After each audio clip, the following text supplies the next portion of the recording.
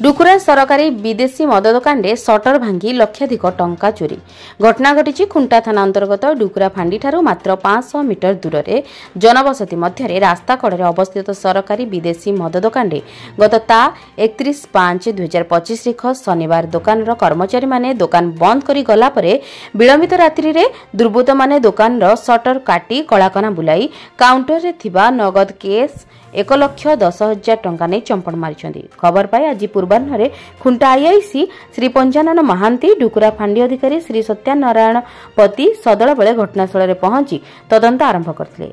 एने खुंटा थाना case number 165/1/6/2025 एक मामला रुजु करी पुलिस छानबीन आरंभ करुछि। खुंटा अंचल में किछि दिनर नीरवता परे पुणी चोर मानक दौरात्म्य वृद्धि पाउथिबा घटना साधारण आतंक एवं उद्वेग प्रकाश पाइछि। मयूरभंज जिला एसपी घटना उपरे दृष्टि देबाकू दाबी जोर धरिछि।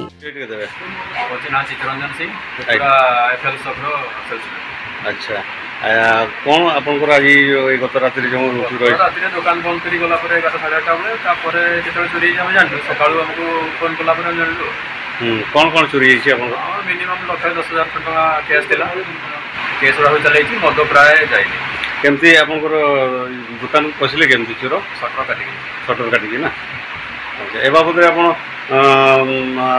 थाना रे अभियोग करे फारैछि। अच्छा स्क्वाड आसीबा कथा आसी पलेनी काली बजे सकाळ पुलिस गुंडा पुलिस आसी इनक्वारी करलेनी इनक्वारी करना आसी फांडी जवानदार सारा आईआईसी सारा ठीक है। खुंटारू निरंजन महांती रिपोर्ट जन अधिकार लाइव।